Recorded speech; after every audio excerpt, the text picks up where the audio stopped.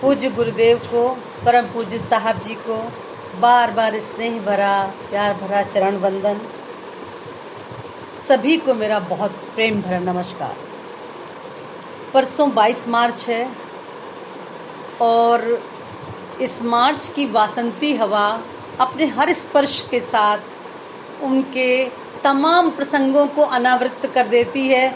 जो कहीं हृदय के कोने में दबे होते हैं वो भी उछल के ऊपर आ जाते हैं। और एक बार बार याद आ रही है, फूल गुलदान में रह जाएंगे यादों को नज़र, मैं तो खुशबू हूँ फ़ज़ाओं में बिखर जाऊँगा। पर सच में वो फ़ज़ाओं में बिखर गए, इसीलिए फ़ज़ाओं में मार्च की खासकर बड़ी शीतलता और मस्ती रहती है।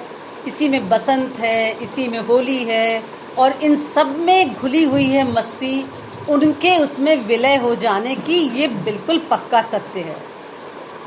हम लोगों ने पिछले हफ्ते तिथि के हिसाब से उन्हें अपनी भावभीनी श्रद्धांजलि अर्पित की और श्रद्धांजलि का जखीरा ख़त्म नहीं हुआ। देखिए अभी भी वैसे ही चल रहा है, न कभी ख़त्म होगा। उसी सिलसिले में उनकी आनंदमयी मूर्ति मन के सामने प्रत्यक्ष है।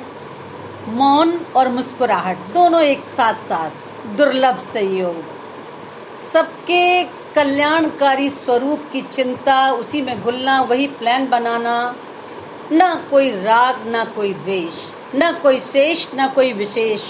सबके उन्मेष, सबके महेश, सबके कल्याणकर्ता, सहारा देने वाले, रूह को ऊपर खींचने वाले, जीवन भर अंतिम सांस तक यही काम करते करते इस फज़ा में विलय हो गए।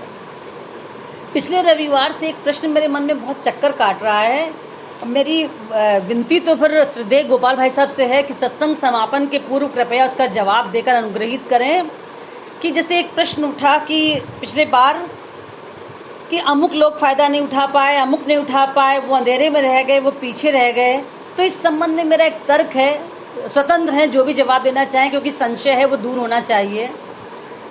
सबसे पहली बात, अभी कोटा वाले भाई साहब ने कहा कि उनके संग मैं बहुत रहा हूँ, फिर भी उनको समझना टेढ़ी खीर है। वो रहस्य के सागर हैं, उन्हें समझा और पूरा जाना नहीं जा सकता।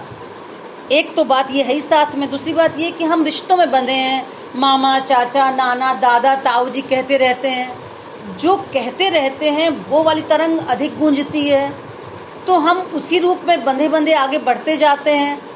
जब सत्य की गहराई ही हमें नहीं मालूम कि वो वास्तव में क्या है, तो हम कैसे उनसे मांग करें कि हमें फ़ायदा दो, कैसे जानकारी हासिल करें, क्या मांगे, क्या पूछें।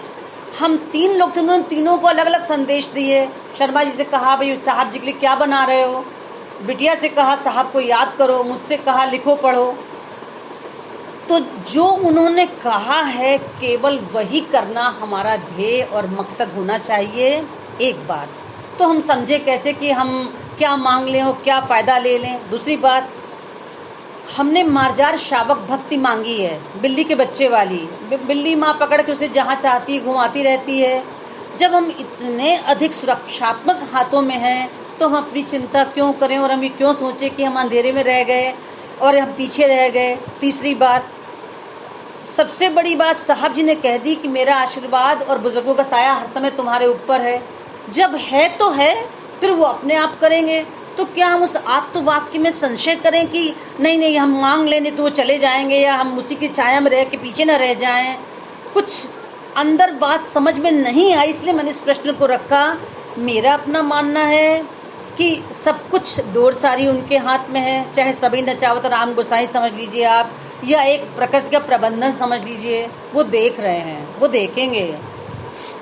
चौथी बात ये है, सबसे ज़्यादा महत्वपूर्ण, कि दीपक जो प्रकाश देता है उसके नीचे अंधकार होता है। तो एक बार भाई साहब ने इसकी व्याख्या की थी कि दीपक का काम है देहली के बाहर भीतर प्रकाश देना, उसके नीचे अंधकार है, उसकी उसे कोई चिंता नहीं, क्योंकि उसके लिए एक प्रकाश का स्रोत पीछे जगमगा रहा है, दूसरा दिया जल रहा है।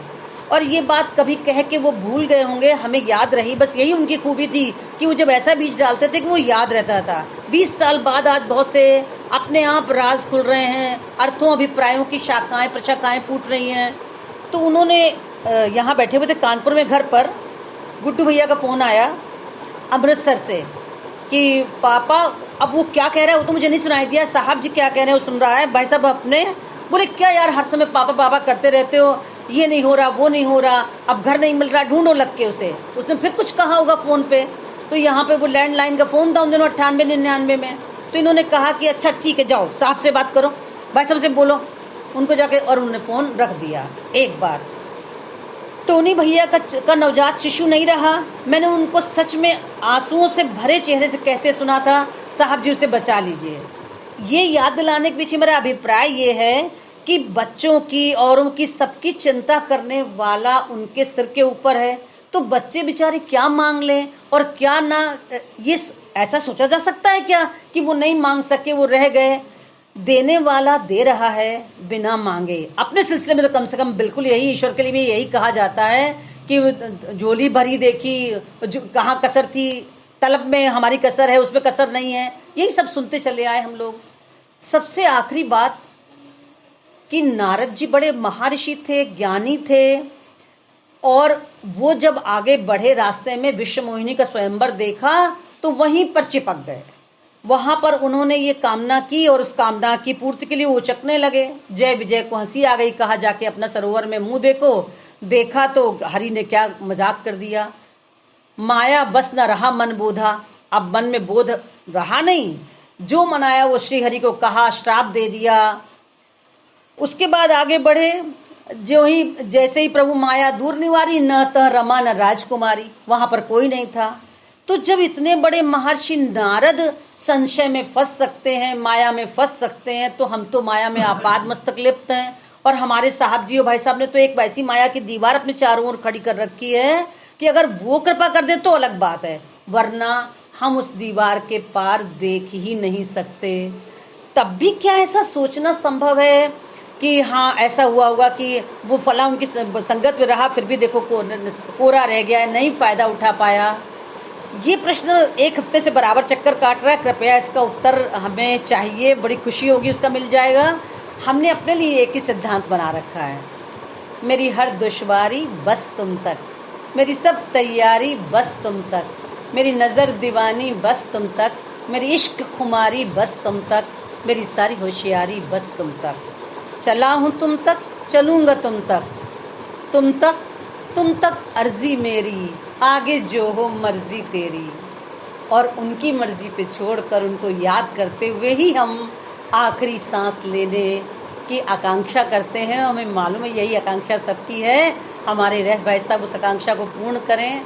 अंतिम सांस के वक्त वो हमारे सामने हमारे हाथ को पकड़कर अवश्य खड़े हों। यही हम सब उनके अनुयायियों की, प्रेमियों की, उनके बहुत प्यार करने वाले भक्तों की विनती है। बहुत बहुत शुक्रिया सुनने के लिए। जय श्री